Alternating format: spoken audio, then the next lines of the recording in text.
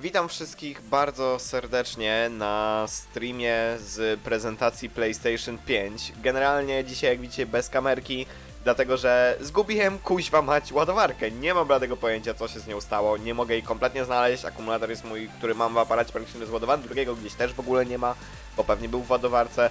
Ostatnio woziłem ją na nagrywanie tego filmu z balu absolwenta i nie wiem, czy ja to tam zostawiłem, czy co ja z tym zrobiłem. W każdym razie nie mogłem znaleźć ładowarki na dzisiaj, a że stream się zaczyna dosłownie za minutę, no to generalnie no nie mogłem już za bardzo czekać i jakoś ustawiać nawet na telefonie, bo wolę mieć telefon pod ręką, a zresztą nie jest to jakiś bardzo potrzebny widok na mnie. Najważniejsza jest konsola i premiera już wkrótce, za chwilę 17.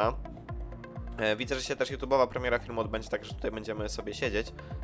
Jeszcze wejdę sobie na bloga PlayStation, ale wątpię, że tam coś będzie.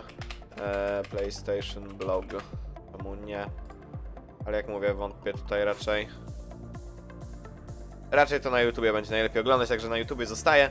Generalnie plan jest taki, że obejrzymy sobie tą prezentację, ona pewnie zbyt długa nie będzie, tak więc generalnie zapewne zrobię szybko, zakończę tego streama zaraz po i generalnie zrobimy sobie trochę streama z Unity.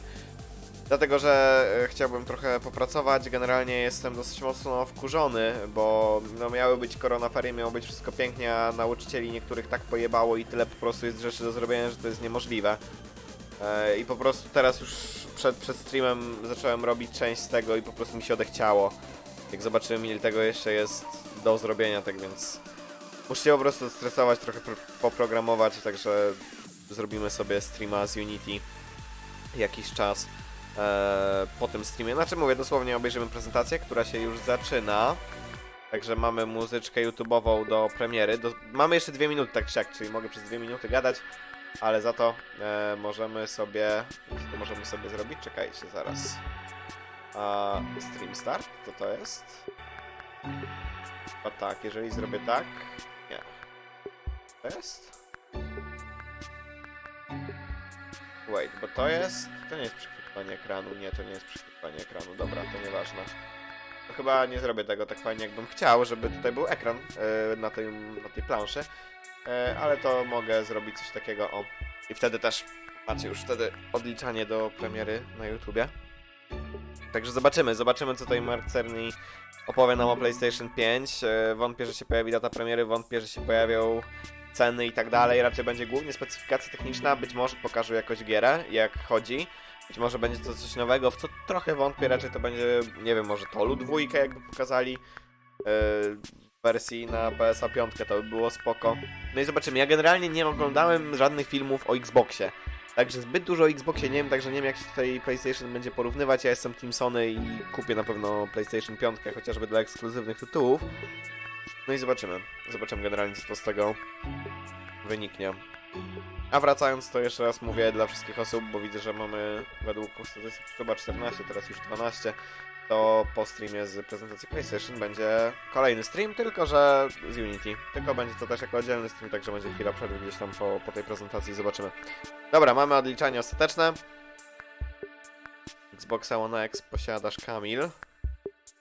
No, ja generalnie zawsze się napalam na Playaka, bo po prostu moim zdaniem są dużo lepsze gry na PlayStation niż na Xboxa. No, ale to oczywiście tam, powiedzmy, moja własna opinia. We had to cancel the talk that we had planned for GDC.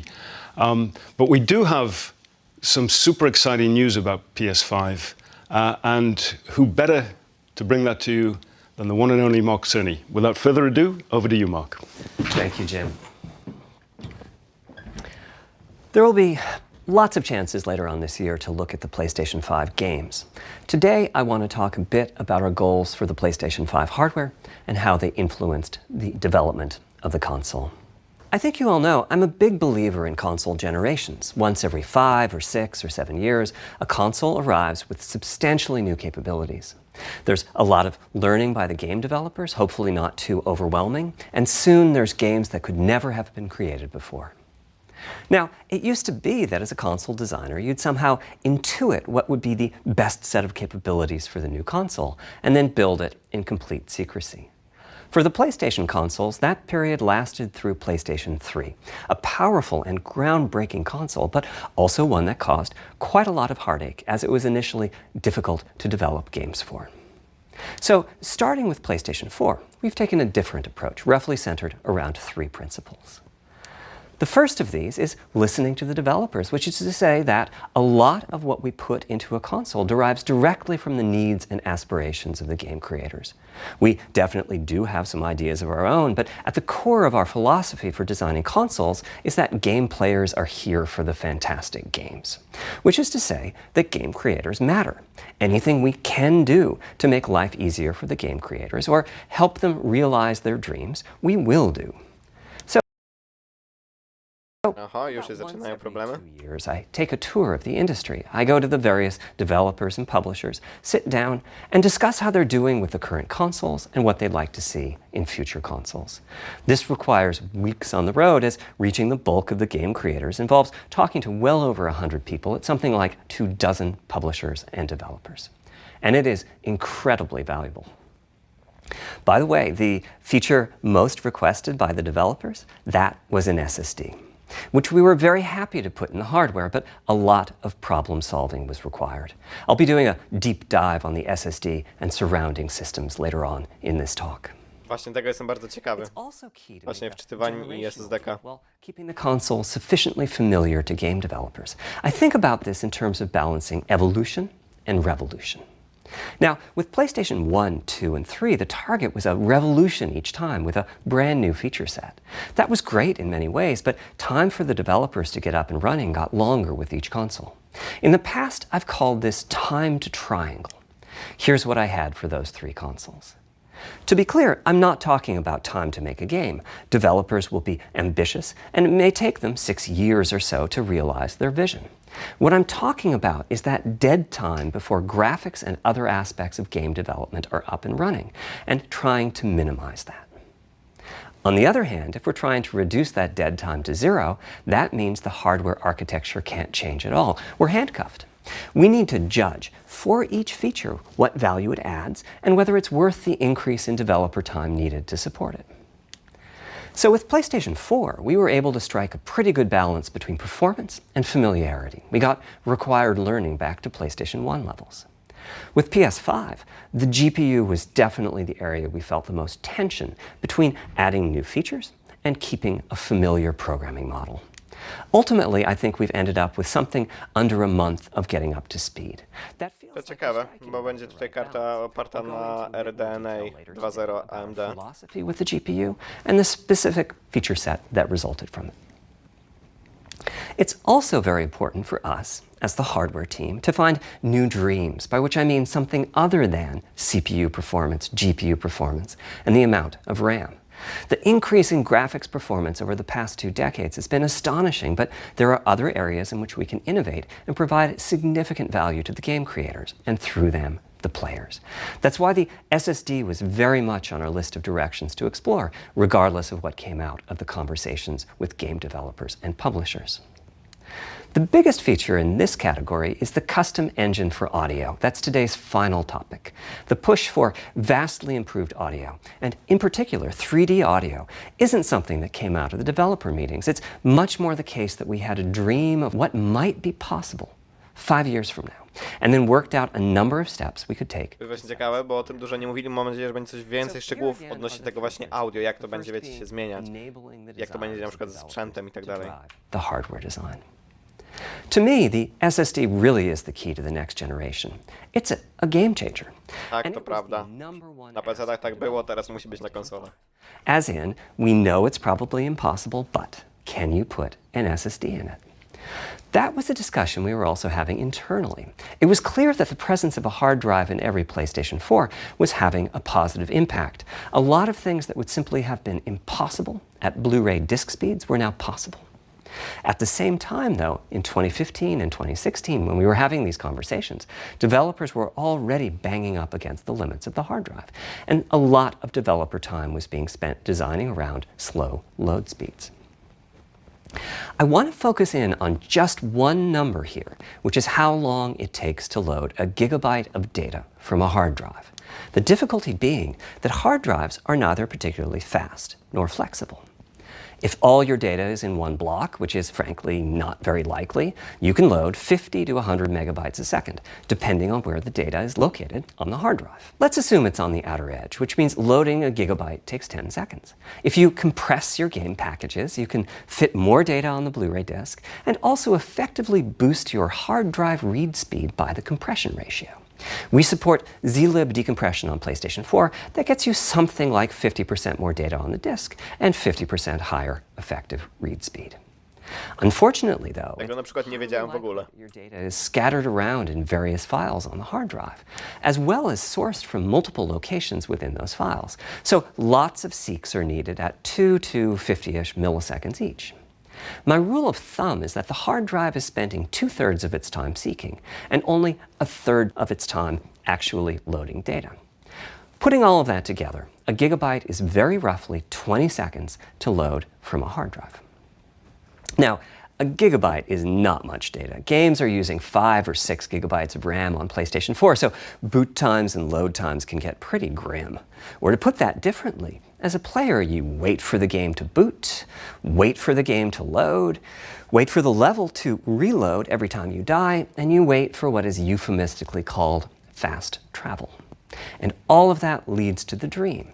What if we could have not just an SSD, but a blindingly fast SSD?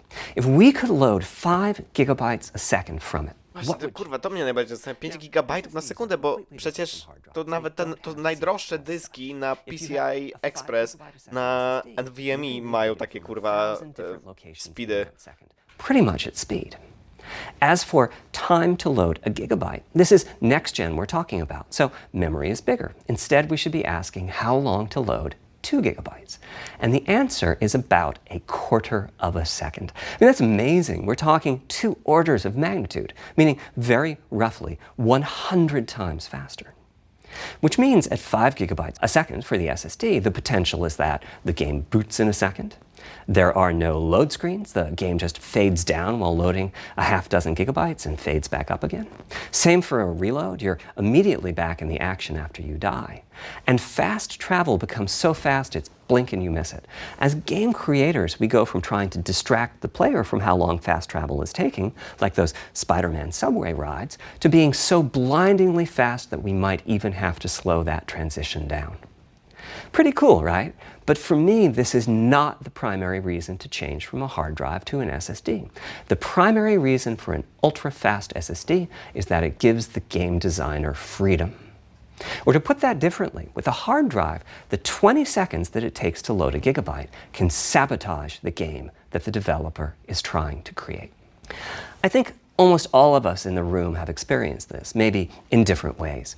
Say we're making an adventure game and we have 2 rich environments where we each want enough textures and models to fill memory, which you can do as long as you have a long staircase or elevator ride or a windy corridor where you can ditch the old assets and then take 30 seconds or so to load the new assets. Having a 30-second elevator ride is a little extreme. More realistically, we'd probably chop the world into a number of smaller pieces and then do some calculations with sight lines and run speeds like we did for Haven City when we were making Jak 2. The game is 20 years old, but not much has changed since then. All those twisty passages are there for a reason. There's a whole subset of level design dedicated to this sort of work, but still, it's a giant distraction for a team that just wants to make their game. So when I talked about the dream of an SSD, part of the reason for that 5 gigabyte a second target was to eliminate loads, but also part of the reason for that target was streaming. As in, what if the SSD is so fast that as the player is turning around, it's possible to load textures for everything behind the player in that split second? If you figure that it takes half a second to turn, that's 4 gigabytes of compressed data you can load. That sounds about right for next gen. Anyway, back to the hard drive. Another strategy for increasing effective read speed is to make big sequential chunks of data. For example, we might group all the data together for each city block. That removes most of the seeks, and the streaming gets faster. But there's a downside too, which is that frequently used data is included in many chunks and therefore is on the hard drive many, many times. Marvel's Spider-Man uses this strategy, and though it works very well for increasing the streaming speed, There's a massive duplication as a result. Some of the objects like mailboxes or news racks are on the hard drive 400 times. What I'm describing here are things that cramp a creative director's style. Either level design gets a little bit boring in places, or the data is duplicated so many times that it no longer fits on the Blu-ray disc. And you end up with hard limits on the player's run speed or driving speed. The player can't go faster than the load speed from the hard drive. And finally, I'm sure many of you have noticed that after a patch download, a PlayStation 4 will sometimes take a long time to install the patch. That's because when just part of a file has been changed, the new data can be downloaded pretty quickly. But before the game boots up, a brand new file has to be constructed that includes the changed portion. Otherwise, every change would add a seek or two. Even so, you can occasionally see this happening on game titles. They start to hitch once they get patched enough. With an SSD, though, no seeks, so no need to make brand new files with the changes incorporated into them, which means no installs as you know them today. There's yet one more benefit, which is that system memory can be used much more efficiently. On PlayStation 4, game data on the hard drive feels very distant and difficult to use. By the time you realize you need a piece of data, it's much too late to go out and load it. So system memory has to contain all of the data that could be used in the next 30 seconds or so of gameplay. That means a lot of the 8 gigabytes of system memory is idle. It's just waiting there to be potentially used. On PlayStation 5, though, the SSD is very close to being like more RAM. Typically, it's fast enough that when you realize you Okej, czyli będzie 16 giga, tego nie wiedziałem, bo ja w ogóle jakoś się nie interesowałem specyfikacją. no need to have lots of data To parked. chyba będzie RAM współdzielony też na kartę graficzną. A different way of saying that is that most of RAM is working on the game's behalf. This is one of the reasons that 16 gigabytes of GDDR6 feels right for PlayStation 5. The presence of the SSD reduces the need for a massive intergenerational increase in size. So back to the dream of the SSD. Here's the set of targets. Boot the game in a second, no load screens, design freedom, meaning no twisty passages or long corridors, more game on the disk and more game on the SSD, and finally, those patch installs go away. The reality, though, is that the SSD is just one piece of the puzzle. There's a lot of places where bottlenecks can occur in between the SSD and the game code that uses the data. You can see this on PlayStation 4. If I use an SSD with 10 times the speed of a standard hard drive, I probably see only double the loading speed, if that. For PlayStation 5, our goal was not just that the SSD itself be 100 times faster. It was that game loads and streaming would be 100 times faster. So every single potential bottleneck needed to be addressed. And there are a lot of them. Let's look at check-in and what happens when its overhead gets 100 times larger. Conceptually, check-in is a pretty simple process. Data is loaded into system memory from the hard drive or SSD. It's examined, a few values are tweaked to check it in, and then it's moved to its final location. At the SSD speeds we're talking about, that last part, moving the data, meaning copying it from one location to another, takes roughly an entire next-gen CPU core. And that's just the tip of the iceberg. If all the overheads get 100 times larger, that will cripple the frame rate as soon as the player moves, and that massive stream of data starts coming off the SSD. So to solve all of that, we built a lot of custom hardware, namely a custom flash controller and a number of custom units in our main chip. The flash I no, te nowe kontrolery, no jestem ciekaw kiedy się takie pojawią, bo mówię, no te 5 GB na sekundę odczytu, to te najdroższe dyski osiągają na NVMe, to jest pojebane. Kiedy pokażę PS5, jeśli chodzi o taką fizyczną wersję, być może na koniec, bo teraz cały czas jest mówione o PlayStation 5, konkretnie o SSD-ku. And while those textures are being loaded, an enemy is shot and has to speak a few dying words. Having multiple priority levels lets the audio for those dying words get loaded immediately. On one side, that flash controller connects to the actual flash dies that supply the storage. To reach our bandwidth target of 5 gigabytes a second, we ended up with a 12-channel interface. 8 channels wouldn't be enough.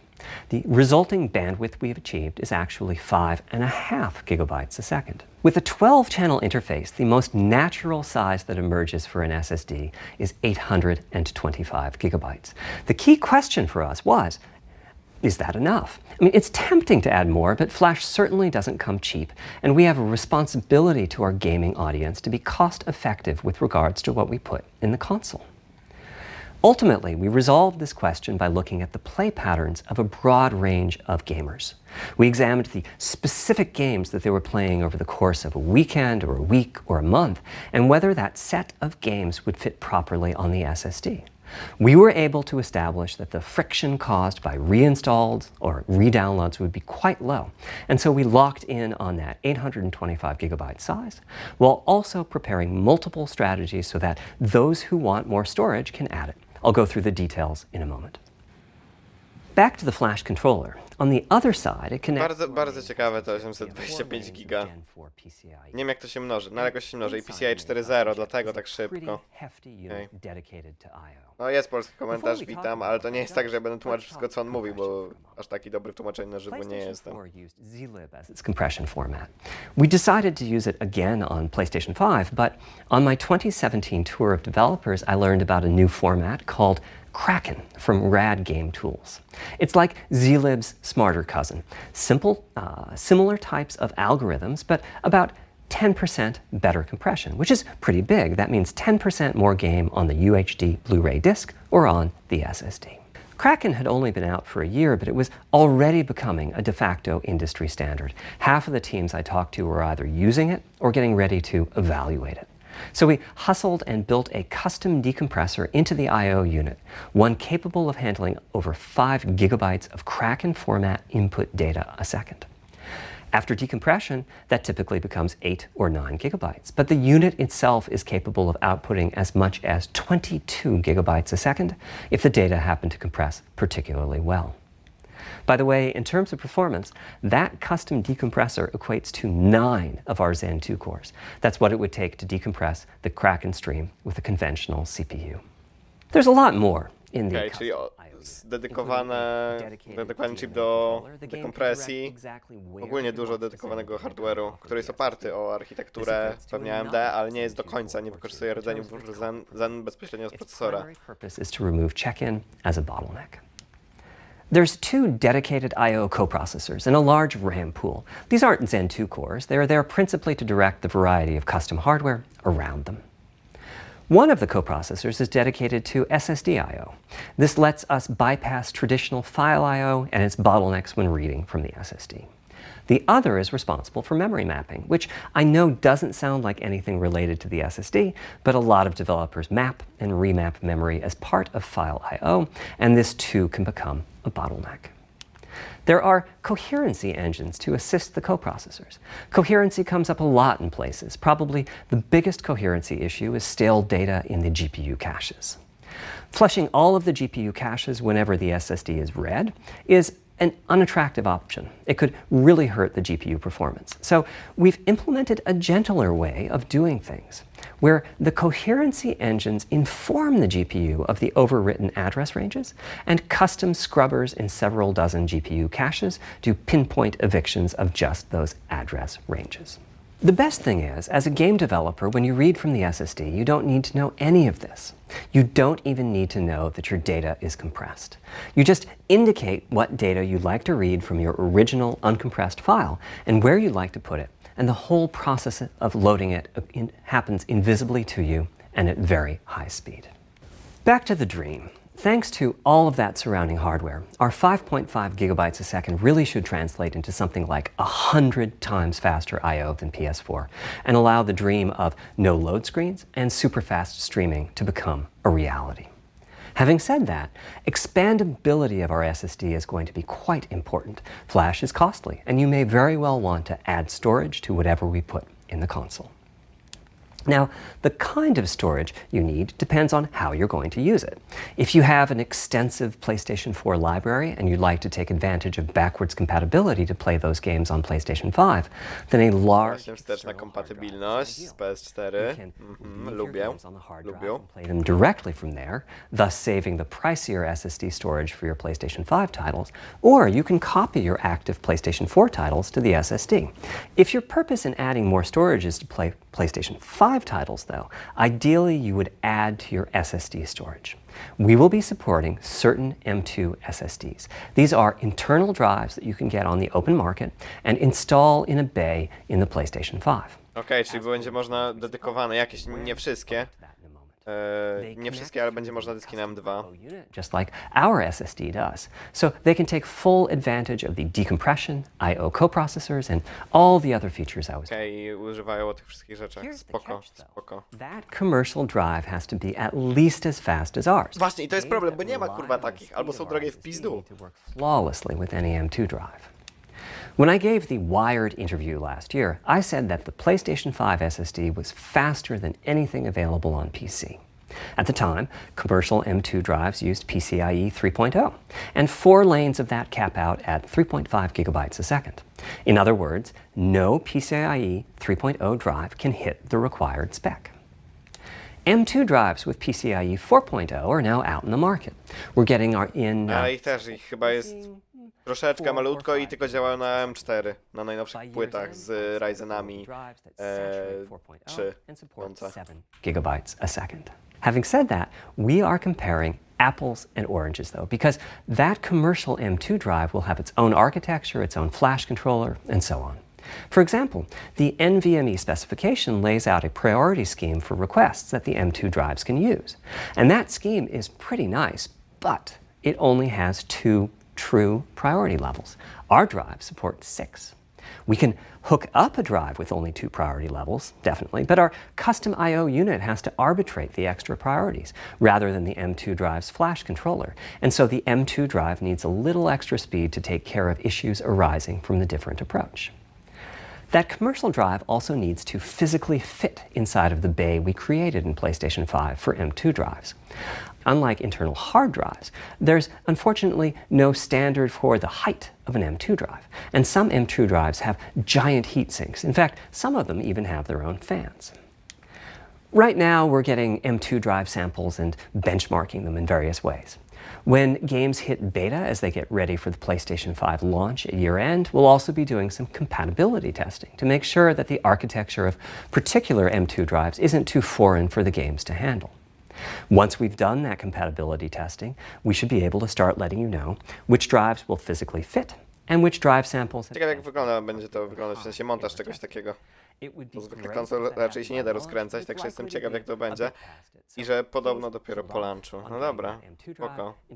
Znaczy, Kogito wydaje mi się, że wcześniej nie było na pewno w takich szczegółach o SSD-ku. Mi się wydaje. Nie wiem, jakoś bardzo nie śledziłem. We need new GPU features and capabilities. If we only have more performance, it's not really a new generation of console. Of course, many of these capabilities result in more performance. That's part of why a PlayStation 5 teraflop is more powerful than a PlayStation 4 teraflop. But we aren't just looking for the performance. We also need the ability to do something with the GPU that could not have been done before. And we need higher performance per watt. Every time we double the performance of some GPU component, we don't want to find out we've doubled the power consumed and the heat produced. But at the same time, we have to make sure the GPU can run PS4 games, and we have to ensure that the architecture is easy for the developers to adopt. Now, backwards compatibility was handled masterfully by AMD. They treated it as a key need throughout the design process. Ale czekaj, bo ciągle mówią o PS4. Czy będzie dał w jeszcze wcześniejsze gry grać, czy nie? Pewnie nie. Significant features, it would be optional to use them. The GPU supports ray tracing, but you don't have to use ray tracing to make your game. The GPU supports primitive shaders, but you can release your first game on PlayStation 5 without making any use of them. Before I get into the capabilities of the GPU, I'd like to make clear 2 points that can be quite confusing. First, we have a custom AMD GPU based on their RDNA 2 technology. What does that mean? AMD is continuously improving and revising their tech. For RDNA 2, their goals were, roughly speaking, to reduce power consumption by re-architecting the GPU to put data close to where it's needed, to optimize the GPU for performance, and to add a new, more advanced feature set. But that feature set is malleable, which is to say that we have our own needs for PlayStation, and that can factor into what the AMD roadmap becomes. So collaboration is born. If we bring concepts to AMD that are felt to be widely useful, then they can be adopted into RDNA 2 and used broadly, including in PC GPUs. If the ideas are sufficiently specific to what we're trying to accomplish, like the GPU cache scrubbers I was talking about, then they end up being just for us. If you see a similar discrete GPU available as a PC card at roughly the same time as we release our console, that means our collaboration with AMD succeeded in producing technology useful in both To ciekawe, tego nie wiedziałem, no ale to nie jest takie ważne. Incorporated the PC part into our console. This continuous improvement in AMD technology means it's dangerous to rely on teraflops as an absolute indicator of performance, and CU count should be avoided as well. In the case of CPUs, we all understand this. The PlayStation 4 and PlayStation 5 each have 8 CPUs, but we never think that meant the capabilities and performance are equal. It's the same for CUs. For one thing, they've been getting much larger over time. Adding new features means adding lots of transistors. In fact, the transistor count for a PlayStation 5 CU is 62% larger than the transistor count for a PlayStation 4. Mam wrażenie, że to jest tak mocno tutaj podkreślane, bo z tego, co tam gdzieś widziałem w internecie, to Xbox będzie miał trochę więcej teoretycznie teraflopów niż PlayStation 4. One way you can achieve backwards compatibility is to put the previous console's chipset in the new console, like we did with some PlayStation 3s, but that's of course extremely expensive. A better way is to incorporate any differences in the previous console's logic into the new console's custom chips, meaning that even as the technology evolves, the logic and feature set that PlayStation 4 and PlayStation 4 Pro titles rely on is still available in backwards compatibility modes. One advantage of this strategy is that once backwards compatibility is in the console, it's in. It's not as if a cost down will remove backwards compatibility like it did on PlayStation 3. Achieving this unification of functionality took years of efforts by AMD, as any roadmap advancement creates a potential divergence in logic. Running PS4 and PS4 titles at boosted frequencies has also added complexity. The boost is truly massive this time around, and some game code just can't handle it. Testing has to be done on a title-by-title basis. Results are excellent, though. We recently took a look at the top 100 PlayStation 4 titles as ranked by playtime, and we're expecting almost all of them to be playable at launch on PlayStation 5. No to i to, kurde, jeżeli będzie taka biblioteka tytułów, o kurde, zajebiście będzie. I jak ich nie trzeba będzie jeszcze raz kupować, to ja kupuję na pewno na premierę PS-a 5, nie ma opcji. For more than a decade, GPUs have imposed a restriction on game engines. Software handles vertex processing, but for the most part, dedicated hardware is responsible for the triangles and other geometry that the vertices form. That means it's not possible to do even basic optimizations, such as aborting processing of a vertex if all geometry that uses it is off-screen. PlayStation 5 has a new unit called the Geometry Engine, which brings handling of triangles and other primitives under full programmatic control. As a game developer, you're free to ignore its existence and use the PlayStation 5 GPU as if it were no more capable than the PS4 GPU, or you can use this new intelligence in various ways. Simple usage could be performance optimization, such as removing backfaced or off-screen vertices and triangles. More complex usage involves something called primitive shaders, which allow the game to synthesize geometry on the fly as it's being rendered. It's a brand new capability. Using primitive shaders on PlayStation 5 will allow for a broad variety of techniques, including smoothly varying level of detail, addition of procedural detail to close-up objects, and improvements to particle effects and other visual special effects. Another major new feature of our custom RDNA 2-based GPU is ray tracing, using the same strategy as AMD's upcoming PC GPUs. The CUs contain a new specialized unit called the intersection engine, which can calculate the intersection of rays with boxes and triangles.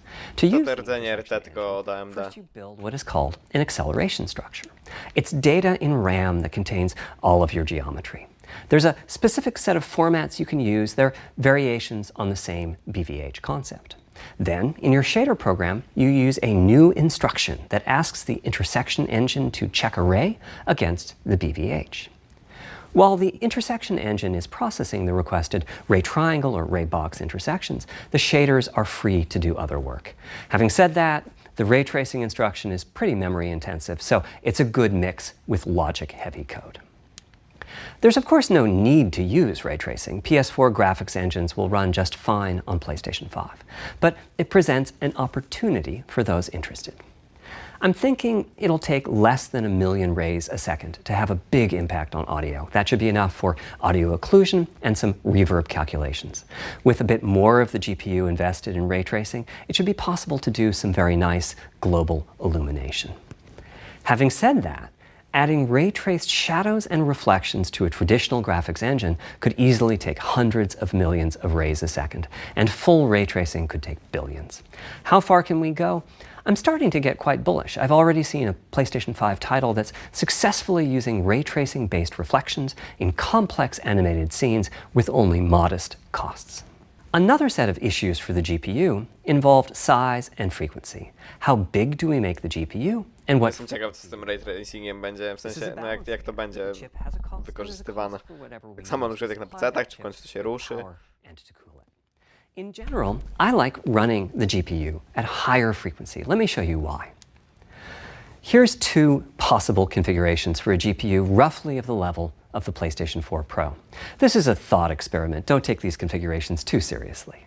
If you just calculate teraflops, you get the same number. But actually, the performance is noticeably different because teraflops is defined as the computational capability of the vector ALU. That's just one part of the GPU. There are a lot of other units. And those other units all run faster when the GPU frequency is higher. At 33% higher frequency, rasterization goes 33% faster. Processing the command buffer goes that much faster. The L2 and other caches have that much higher bandwidth, and so on. About the only downside is that system memory is 33% further away in terms of cycles. But the large number of benefits more than counterbalance that. As a friend of mine says, a rising tide lifts all boats. Also, it's easier to fully use 36 CUs in parallel than it is to fully use 48 CUs. When triangles are small, it's much harder to fill all those CUs with useful work. So there's a lot to be said for faster, assuming you can handle the resulting power and heat issues, which frankly, we haven't always done the best job at. Part of the reason for that is, historically, our process for setting CPU and GPU frequencies has relied on some heavy-duty guesswork with regards to how much electrical power games will consume and how much heat will be produced as a result inside of the console. Power consumption varies a lot from game to game. When I play God of War on my PS4 Pro, I know the power consumption is high just by the fan noise. But power isn't simply about engine quality. It's about the minutiae of what's being displayed and how. It's counterintuitive, but processing dense geometry typically consumes less power than processing simple geometry, which is, I suspect, why Horizon's map screen, with its low triangle count, makes my PS4 Pro heat up so much.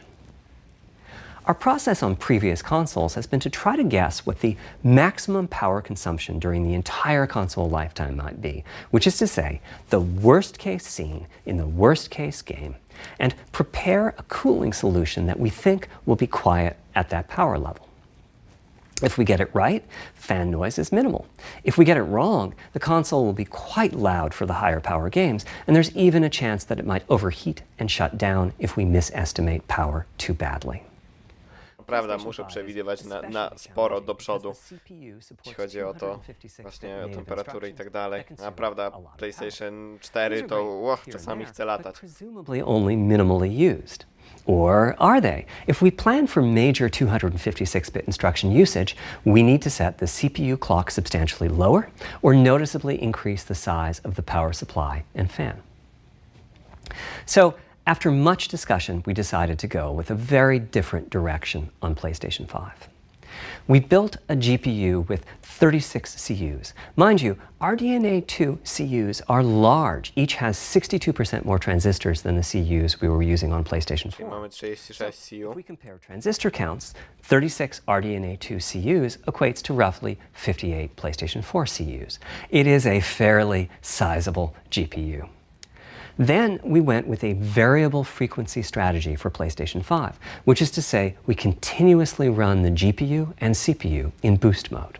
We supply a generous amount of electrical power and then increase the frequency of GPU and CPU until they reach the capabilities of the system's cooling solution. No dobra, czyli to jest zwykły boost jest z PC-ów generalnie. Rather than running at constant frequency and letting power vary based on the workload, we run at essentially constant power and let the frequency vary based on the workload. We then tackled the engineering challenge of a cost-effective and high-performance cooling solution designed for that specific power level. In some ways, it becomes a Ja ale jestem ciekaw, jak oni tak tanio zrobili SSD-kę, który jest lepszy niż dużo SSD-ków na NVMe na rynku. Ile to będzie kosztować, bo naprawdę to będzie drogie. For our teardown, I think you'll be quite happy with what the engineering team came up with. So, how fast can we run the GPU and CPU with this strategy? The simplest approach would be to look at the actual temperature of the silicon die and throttle the frequency on that basis.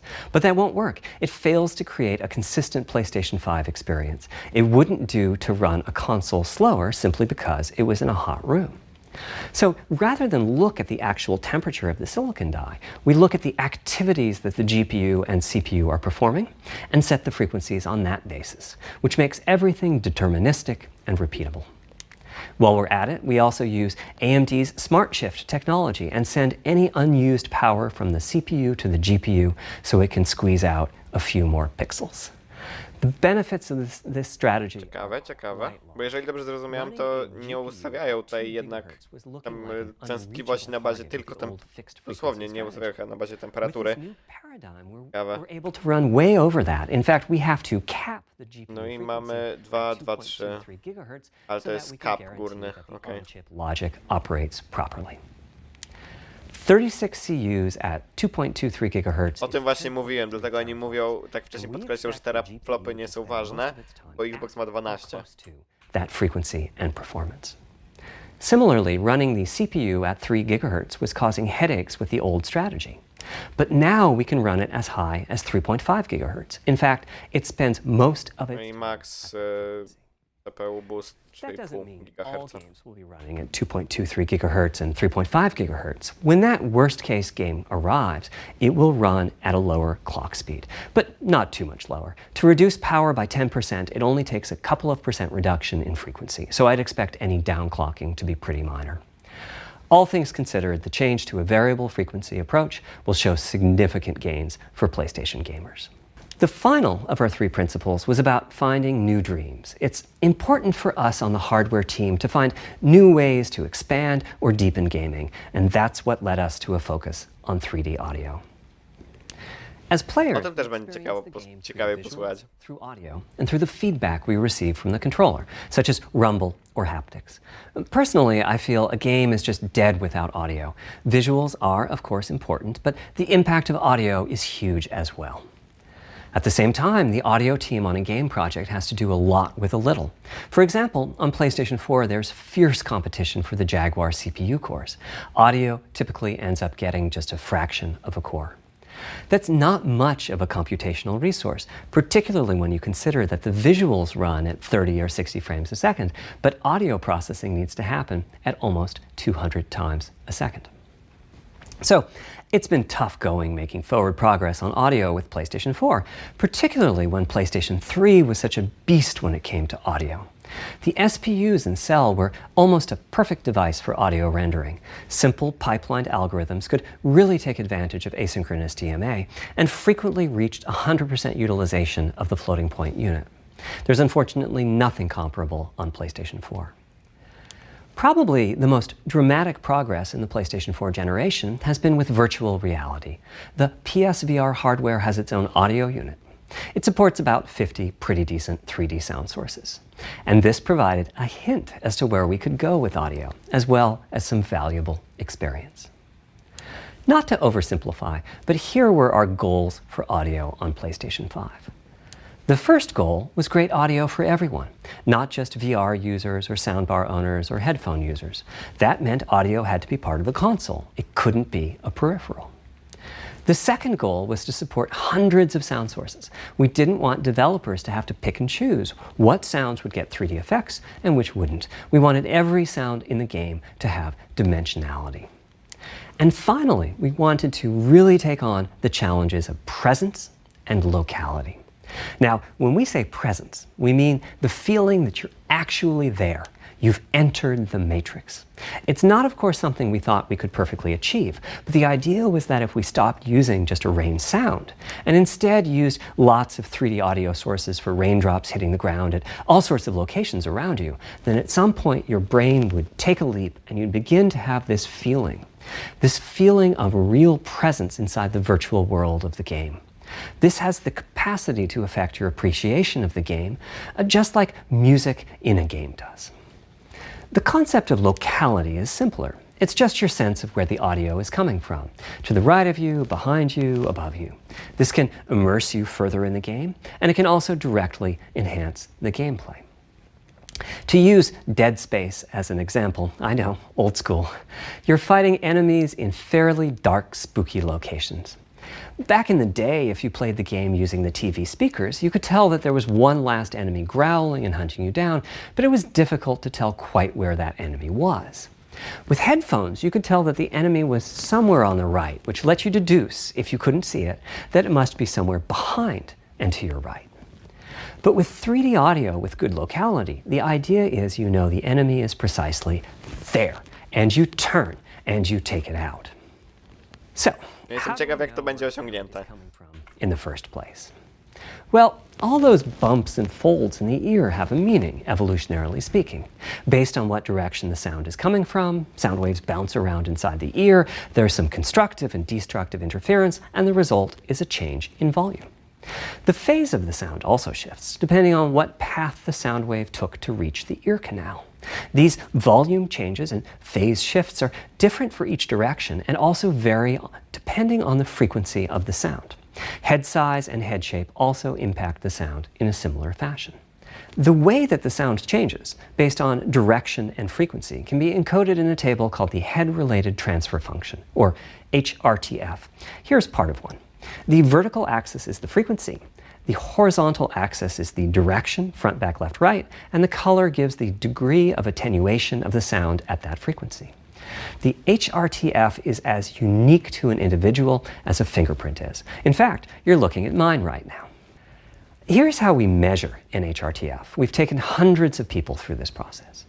We put a microphone in the subject's left and right ear canals, and then sit the subject down in the middle of an array of 22 speakers.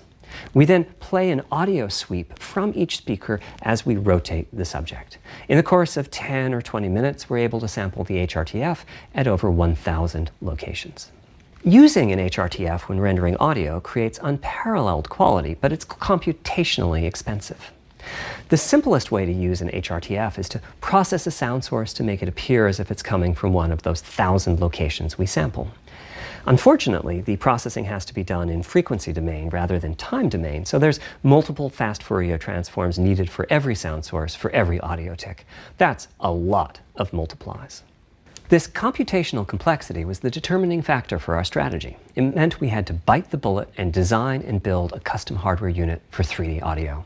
Collectively, we're referring to the hardware unit and the proprietary algorithms we run on it as Tempest 3D Audio Tech. The meaning of 3D audio and technology should be pretty obvious here. As for Tempest, I feel it really reflects our goals with audio. It suggests a certain intensity of experience and also hints at your presence within it. We're calling the hardware unit that we built the Tempest engine. It's based on AMD's GPU technology. We modified a compute unit in such a way as to make it very close to the SPUs in PlayStation 3. Remember when I said that they were ideal for audio? So the Tempest engine has no caches, just like an SPU. All data access is via DMA, just like an SPU. Our target was that it would have more power than a CPU, thanks to the parallelism that a GPU can achieve, and that it would be more efficient than our GPU, thanks to the SPU-like architecture.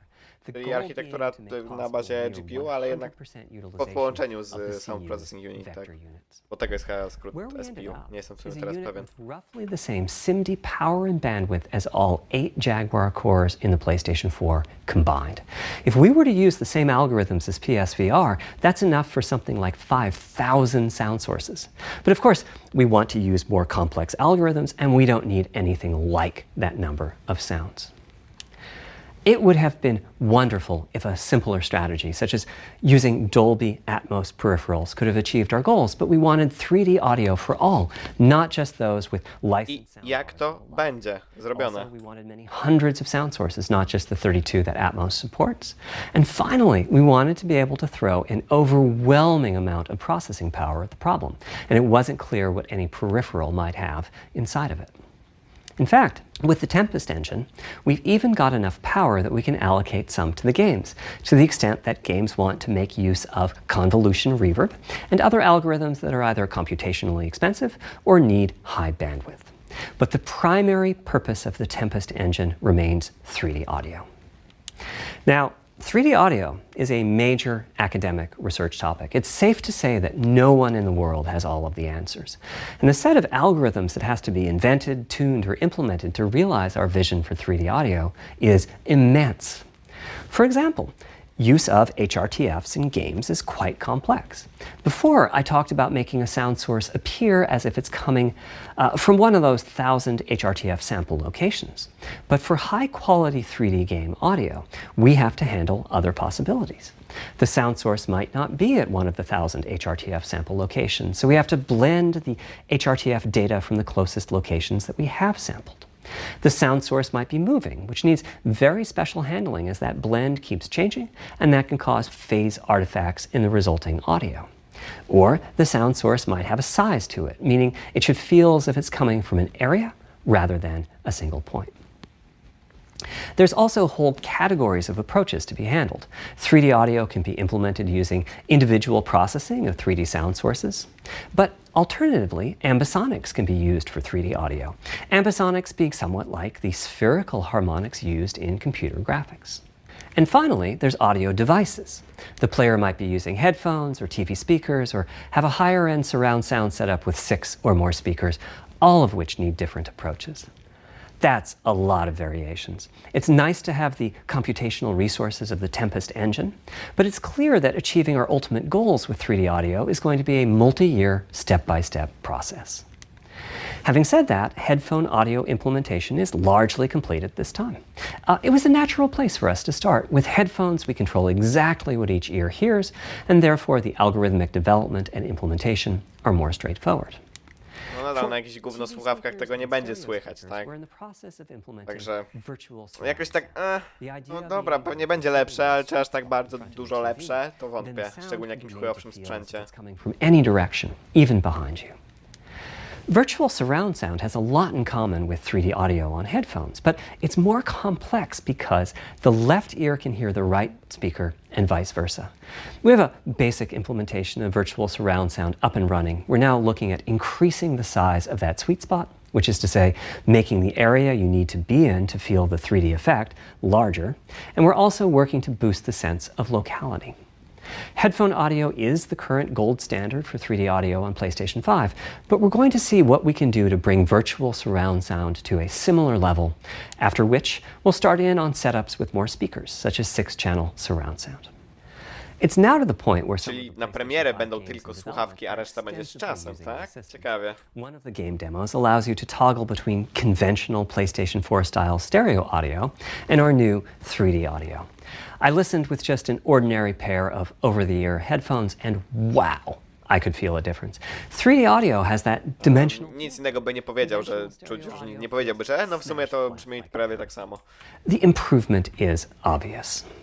So, a big advancement, but have I entered the matrix? Does my brain believe I'm really there? Like I was talking about earlier when I explained our target of presence. Well, the answer is no, but you've probably caught on to what's missing here, namely whose HRTF was being used. It wasn't mine, it was the default HRTF. The audio team analyzed the hundreds that they measured and chose the one they felt was the closest fit to the total game-playing audience. This shows a piece of the default HRTF on the left and my HRTF on the right. You can see that the general features are much the same, but the details are quite different. With the default HRTF, as I said, the 3D audio sounds pretty great. When I use my HRTF, though, the audio reaches a higher level of realism, which is to say that when using headphones and my HRTF, I occasionally get fooled and even think a sound is coming from the real world when it's actually coming from the game. A corollary to this is that there are a few people whose HRTFs are sufficiently far from the default HRTF, that's the red dot here, that they can toggle between PS4 style and PS5 style audio and not sense much difference. I've had a few people describe the PlayStation 5's 3D audio as sounding like a bit better stereo audio. Presumably they're the ones at the very edges of this diagram. Which means what HRTF you're using is key. I'd like everyone to be able to experience what I'm experiencing, but obviously it's not possible to measure the HRTF of every PlayStation user. That means HRTF selection and synthesis are going to be big topics going forward as the Tempest technology matures. At PlayStation 5 launch, we'll be offering a choice of 5 HRTFs. There's a Czyli będzie można sobie wybrać. No to ciekawe, ciekawe. Właśnie to może być problem, no ale to dobrze, że będą chociaż opcje, no i z czasem niby będą dochodzić nowe. Sending us a photo of your ear, and we'll choose a neural network to pick the closest HRTF in our library. Maybe you'll be sending us a video of your ears and your head, and we'll make a 3D model of them and synthesize the HRTF.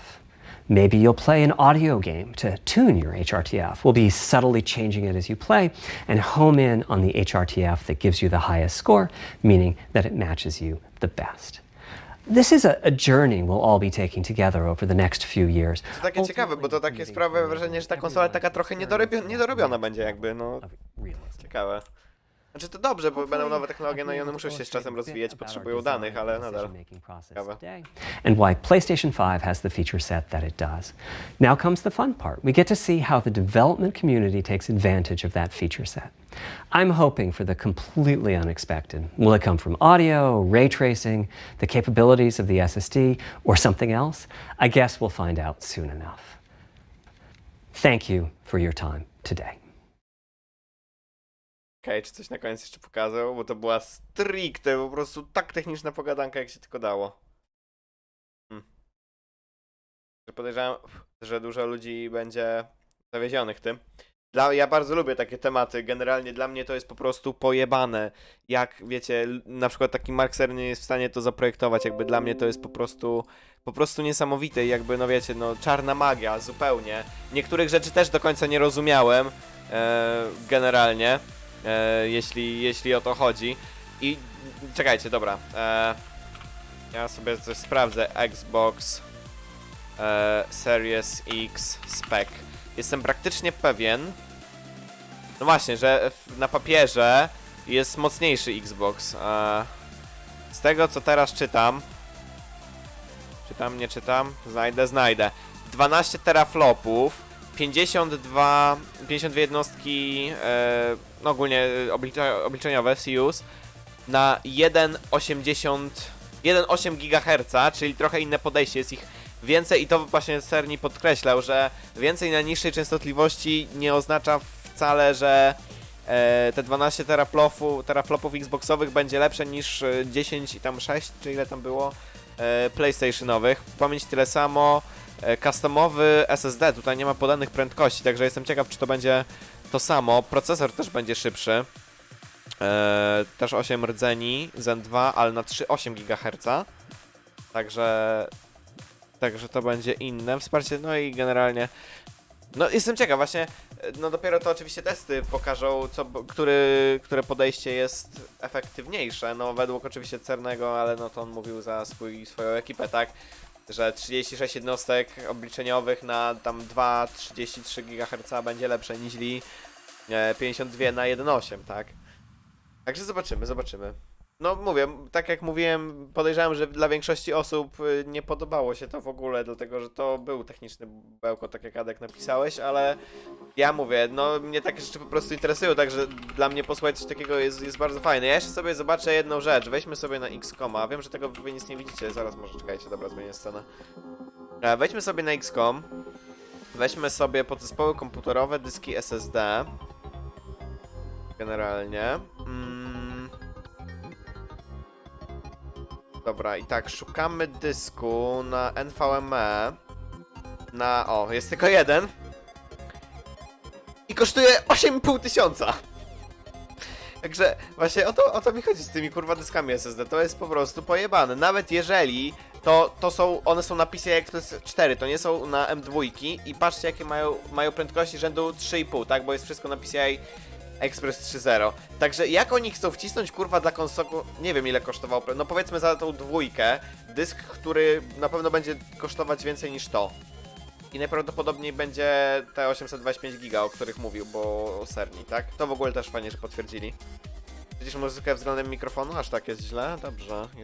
Jeżeli mnie nie było słychać, już i tak dosyć głośno mówiłem. O, wiesz co, czekaj, bo mam wrażenie, że jakaś bramka jest ustawiona w OBS-ie. Nie wiem, mogę podbić też lekko mikrofon.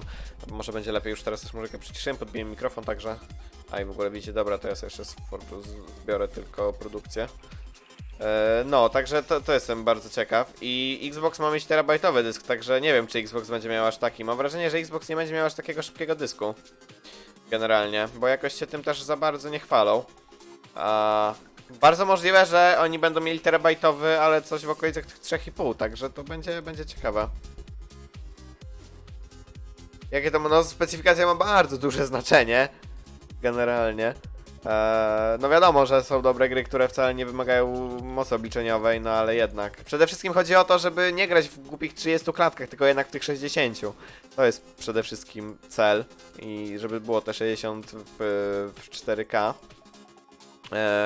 Poza tym jakby ten zarzut wydawania nieskończonych w połowie gier dla Sony, dla ekskluzywów, to w ogóle nie powinno być takiego argumentu, bo ja nie widziałem żadnej niedorobionej gry Sony. Stricte Sony od CE.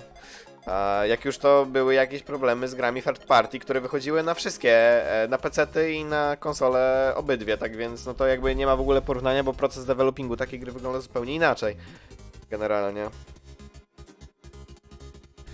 Chociaż właśnie to będzie takie, to jest moim zdaniem ciekawe, że ta konsola będzie taka jakby trochę niedorobiona. Te audio będzie się rozwijać z czasem, coś tam jeszcze mówi, coś się jeszcze będzie rozwijać z czasem. Już nie pamiętam dokładnie o co chodziło.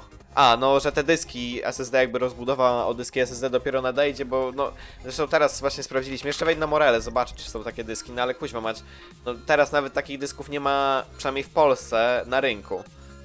Zaraz jeszcze spróbuję znaleźć na Morelach, może na Morelach będą mieli jakiś większy wybór, a nie tylko jeden dysk za 8,5 tysiąca złotych, generalnie. Czy ja tam wziąłem wtedy... Wait, bo tutaj jak to jest? Nie no, interfejs PCI Express, to chcemy wziąć. Dobra. Okej. Filtruj? Chciałbym to sfiltrować, dziękuję. Dobra, i weźmy sobie... No właśnie, tutaj jakieś trzeba rate speedy. Powyżej 2000. Powyżej 3, dobra. Nie wiem, da się to jakoś to posortować po tym? Dobra, weźmiemy sobie po najwyższych cenach, tylko one tu pewnie będą duże. No, ale nie ma nic. Dobra, jest jeden. O dobra, nie jest też taki drogi, czekajcie. Już wam pokazuję, żeby nie było. Mamy jakiegoś 2-terabajtowego Seagate'a, który ma te 5000, no czyli jeszcze nie ten cel, ale blisko. Za 2100, powiedzmy o połowę mniejszy, o połowę taniej. No to już 1000 zł, ale nadal wsadzenie dysku, który jest warty 1000 zł do konsoli za 2000 trochę mi się nie widzi. Chyba że konsola będzie kosztować z trójkę. Ale nie wiem wtedy, czy się będzie aż tak bardzo opłacać. Generalnie, dobra, czekajcie, to jeszcze zmniejszmy sobie. Tak, zobaczmy jakąś taką tańszą opcję, czyli w tym przedziale powiedzmy 31 takich dysków znajdziemy. I coś, co ma te prędkości, 1500 terabajtowy. Też była mowa o tych heatsinkach, one musiałyby być w miarę bez heatsinków, albo musiałyby być bardzo cienkie. Tutaj jakaś data za 1200, no czyli mówię, tak w okolicach 1000 zł powiedzmy taki dysk kosztuje na chwilę obecną. Który i tak nie ma takich prędkości, jakich jest tam mowa. Generalnie. A jeszcze wspominał, że te dyski będą musiały jakoś tam kompensować jakieś tam problemy w związku z inną architekturą, tak? No jestem ciekaw, najbardziej jestem ciekaw ceny, zobaczymy. Niestety, szczerze liczyłem po cichu, że na koniec pokażą jakby fizycznie konsolę, ale no tego nie zrobili, także nadal nie wiemy jak wygląda PlayStation 5 w sumie. Mamy szczegóły techniczne. Także no nie pozostaje nic innego jak czekać na kolejne prezentacje, gdzie może pokażą już też jakieś nowe gry i tak dalej. W każdym razie, ja dziękuję wszystkim, którzy się tutaj przewinęli przez streama. Szczerze nie spodziewałem się, że to będzie aż takie długie, bo to było na jakiejś pewnej konferencji dla inwestorów. Generalnie to gdzieś było z zamkniętymi drzwiami nagrane już jakiś czas temu, teraz po prostu to upublicznili. Generalnie.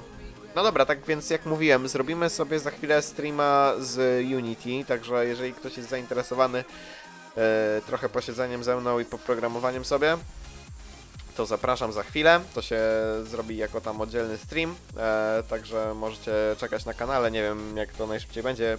Jeżeli macie włączone powiadomienia, to dostaniecie powiadomienie, także polecam kliknąć w dzwoneczek. Nigdy w sumie o tym nie mówię na filmach, ale jest taka opcja generalnie, że możecie sobie dzwoneczek kliknąć, wtedy będziecie dostawać wszystkie powiadomienia ode mnie z kanału. No i cóż, na tym będziemy kończyć, tak więc mam nadzieję, że Wam się podobało. No i zobaczymy, kiedy kolejne informacje o PS5, kiedy premiera i kiedy będą jakieś nowe gry pokazane, bo na to tak naprawdę najbardziej czekamy. Tak czy siak jeszcze raz wszystkim dzięki za obecność i do zobaczenia na kolejnych streamach, czyli dla niektórych mam nadzieję już niedługo, a dla niektórych być może gdzieś tam kiedyś w przyszłości. Pa pa!